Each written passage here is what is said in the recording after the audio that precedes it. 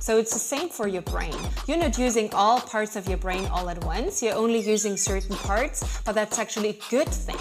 Imagine if you activate it all at once, it would be chaotic. So it's actually good that not everything is activated at once, but we for sure use our entire brain and not just 10%. Think of how stupid the average person is, and then realize half of them are stupider than that. Ready, set, go.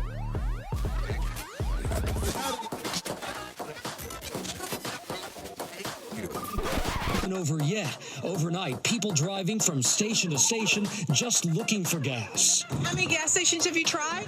8. This is my 6th. Everything is like out of gas. In Richmond, Virginia, this man filling up water bottles with extra gas. This man just pumped some gas into that little water bottle. In Atlanta, drivers taking the out-of-service bags off the pump to try and squeeze out the last drop. To make it work. It's literally survival of the fittest right now. And in North Carolina, tensions high. A fight breaking out in line for the pumps. Gas Buddy reporting at one point, 7 out of 10 gas stations in North Carolina were out of gas. Durham County employees told to stay home and work remotely to preserve fuel, pausing all non-essential travel. And now another concern, price gouging. This Virginia station charging nearly $7 a gallon. 6 gallons of gas for $35. That's absolutely ridiculous.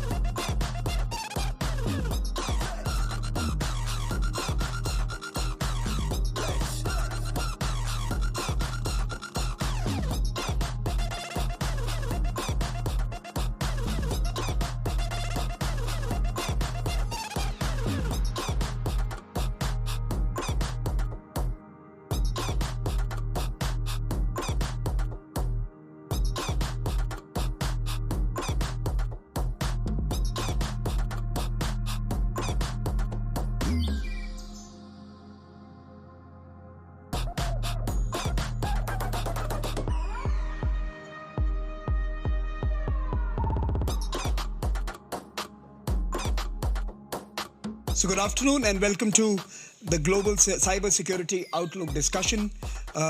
We are going to discuss probably what is the most important questions of our time. The cost of cyber attacks, cyber incidents are likely to reach $6 trillion by 2021. But beyond just the numbers, brands, supply chains, stakeholders and markets are all going to be implicated. The citizen is at threat, and this particular session hopes to unclutter some of the key trends and key developments that will impact the space. Now, to discuss this, as a private company, we know we have to have partnership. The public-private partnership is why I am on the Global Futures Council for the World Economic Forum. We know the importance of it, and we know that we are heavily attacked as a private company.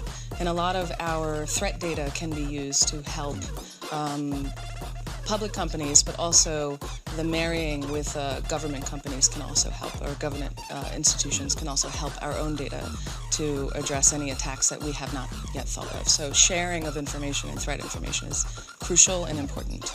President Biden is expected to address this morning. What do you think we'll hear from him? So you know what? Just yesterday, he signed an executive order that is sort of to modernize the cybersecurity infrastructure.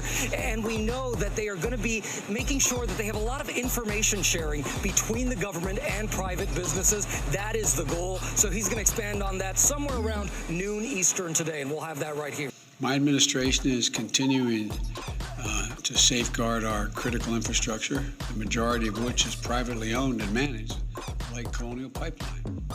Private entities are in charge of their own cybersecurity, and we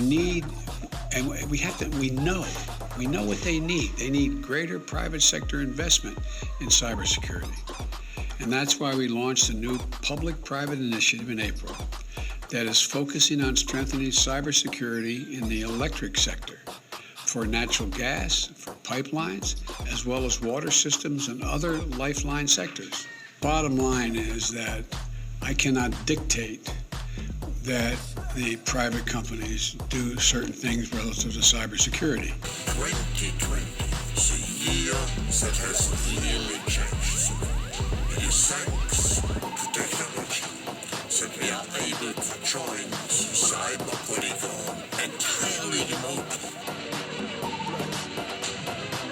This training is another step in creating a trusted digital environment and fostering open dialogue to discuss even the most challenging cybersecurity issues.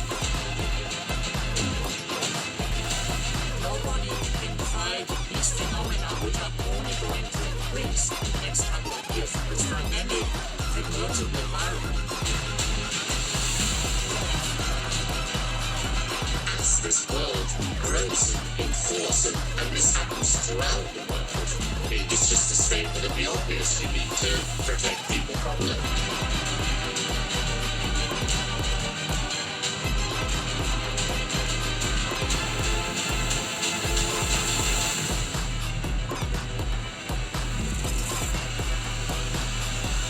Gas stations along the U.S. East Coast are beginning to run out of fuel as North America's biggest petroleum pipeline races to recover from the cyber attack that has kept it shut since late Friday.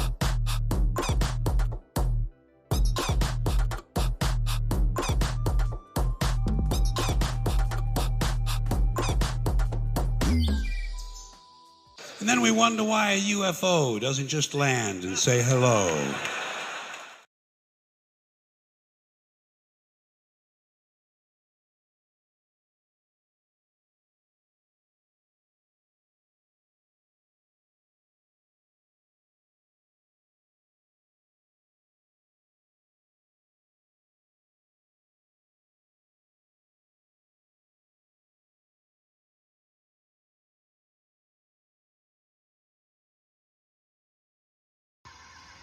You went full retard, man.